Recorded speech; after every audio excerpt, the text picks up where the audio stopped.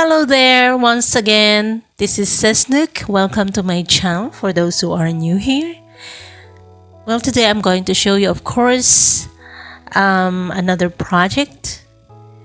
I'd like to make my daughter another doll. And you see, she is a big fan of Taylor Swift. And so I thought, what if I make her a Taylor Swift doll? But you see, she is also my #1 critic. You know, she always has something to say about the dolls that I make. And so I guess I'm putting myself in trouble this time.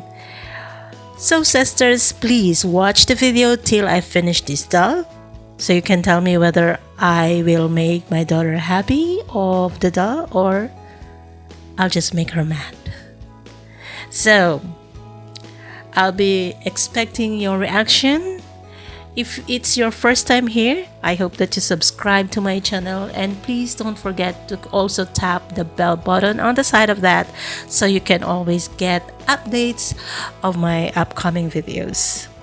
See you later.